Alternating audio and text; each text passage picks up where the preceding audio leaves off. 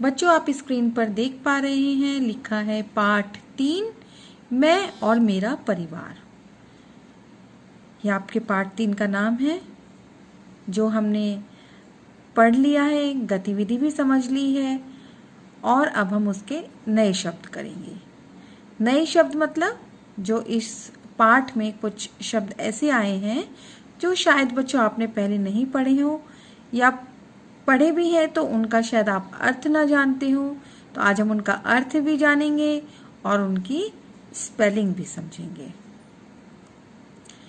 तो पहला शब्द आपके स्क्रीन पर दिखाई दे रहा है, ये है सम्मान। सम्मान का अर्थ है जब वो आदर देते हैं और उसका ख्याल रखते हैं। सम्मान में बच्चों देखो, अगर एक द्वित व्यंजन आया है, आधा माह आया है और उसके बाद पूरा माह है, इसका मतलब ये द्वित व्यंजन हुआ। जब दोनों अक्षर जो हैं रिपीट होते हैं, बस एक हाफ और एक फुल, तो द्वित व्यंजन हो जाता है। ठीक है, तो जब हम किसी का आदर करते हैं तो वो एक सम्मान उसको कह सकते हैं। दूसरा शब्द बच्चों आप देख रहे हैं स्क्रीन पर, अध्यापिका। अध्यापिका, अध्यापिका में देखो बच्चों, आप आ है, उसके बाद आधा धा है, या है, आधा धा और या, ये फिर से एक संयुक्त व्यंजन का उदाहरण है। और यहाँ पर आप अध्यापिका मतलब जो आपको शिक्षा दे, शिक्षा देकर आपको शिक्षित करती है और विद्यालय में आपको पढ़ना लिखना सिखाती है, तो वो होती है अध्यापिका। तीसरा शब्द बच्चों आप देख पा रहे हैं, तबीयत। तबीयत बहुत आसान, इसकी स्पेलिंग आप समझ भी पा रहे होंगे, इसमें कुछ भी ऐसा नहीं है, बहुत सिंपल वर्ड्स, बहुत सिंपल लेटर्स हैं। और तबीयत मतलब खराब भी हो सकती है और तबीयत अच्छी भी हो सकती है।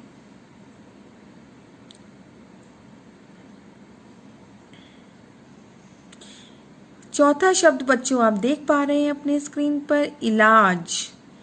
बहुत आसान इसकी स्पेलिंग है, इसमें कुछ भी ऐसा नहीं है जो मुश्किल हो पढ़ना। ई ला में आ की मात्रा है और जा, इलाज है ना। और इलाज कराने के लिए हमें किसके पास जाना पड़ता है? जब हमारी तबीयत बिगड़ जाती है तब हम डॉक्टर के पास जाते हैं इलाज कराने के लिए, है ना, और डॉक्टर हमें ठीक करके भेजते हैं।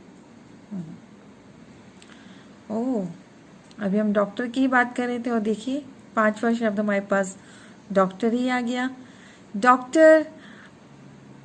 डॉक्टर जो है बच्चों एक इंग्लिश का शब्द है, अंग्रेजी भाषा से लिया गया है।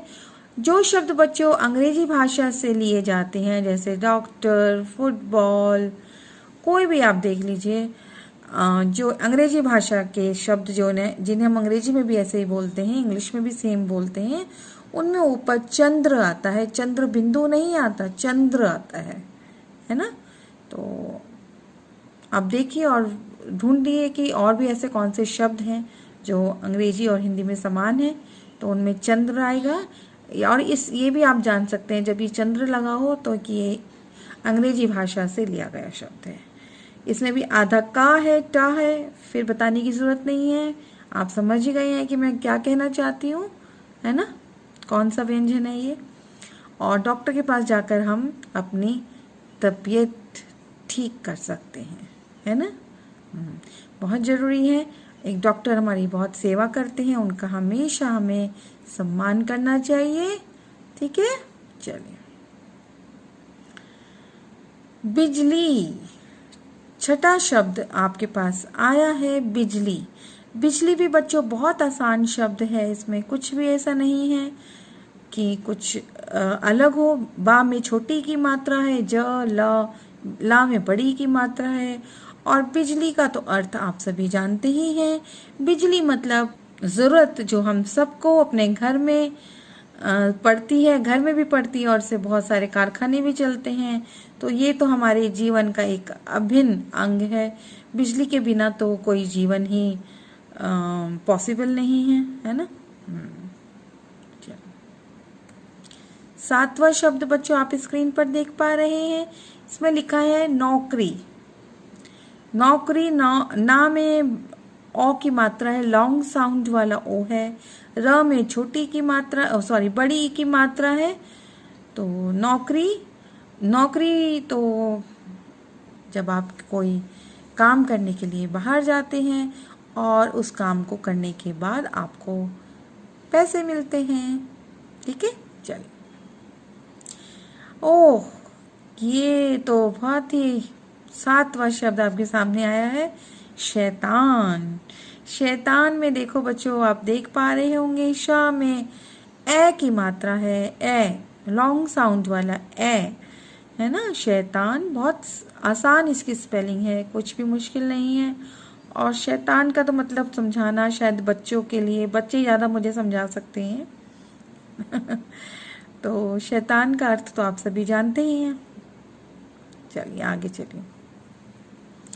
घुटनों है ना, घुटनों शब्द भी आप स्क्रीन पर एक चित्र भी देख पा रहे हैं, इससे भी आपको अंदाज़ा लग गया कि घुटना मतलब क्या होता है। और ये हमारा एक बॉडी पार्ट है ना, एक्सटर्नल बॉडी पार्ट है, तो जो हमें बाहरी रूप पे दिखाई भी देता है। और जब थोड़ा सा वृद्ध अवस्था आने लगती है तो हमारे घुटनों में दर्द रहने लगता है, जिससे परेशानी होती है चलने फिरने में। और इसलिए वंश की दादी को भी यही परेशानी थी कि उनके जॉइंट्स में, घुटने में जॉइंट होता है बच्चों, जो ऊपर थाइज और नीचे का पार्ट लेग का वो आपस में जोड़ता है ना। तो जब इसमें प्रॉब्लम आती है तो चलने फिरने में प्रॉब्लम आ जाती है। चलिए, ये एक शब्द आया है दर्द। दर्द, दर्द में बच्चों आप देख पा रहे होंगे कि दर्द मतलब जब आपको कुछ तकलीफ होती है, कहीं पेन होने लगता है शरीर में, है ना। दर्द में बच्चों आप देख पा रहे होंगे पहला दा है, दूसरे वाले दा में ऊपर एक मात्रा लगी हुई है, तो ये र की मात्रा है, र से रथ वाले की मात्रा है। ठीक है, और अगर मैं इसको हाइड कर दूं, अगर मैं इसको छुपा दूं, अगर मैं इसको ऐसे करती हूँ तो आप क्या पढ़ेंगे इसे, दद है ना, दद ही पढ़ेंगे ना। यानी कि इसकी साउंड लगने के बाद ही बन गया दर्द, यानी इसकी साउंड जो है इन दोनों अक्षर के बीच में आएगी, है ना। तो दर्द। बच्चों अब आप स्क्रीन पर देख पा रहे होंगे कि यहाँ पर लिखा है शब्दार्थ, और शब्दार्थ में सबसे पहला शब्द है सम्मान, जिसका अर्थ होता है इज्जत, जिसे हम इंग्लिश में रिस्पेक्ट भी बोलते हैं।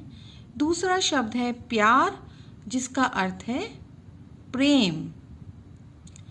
तीसरा शब्द है अध्यापिका, जिसका अर्थ है शिक्षिका। चौथा शब्द है रोज, जिसका अर्थ है प्रतिदिन। ठीक है बच्चों, तो ये सब आप शब्दार्थ और नए शब्द दोनों अपनी कार्य पुस्तिका में लिखेंगे।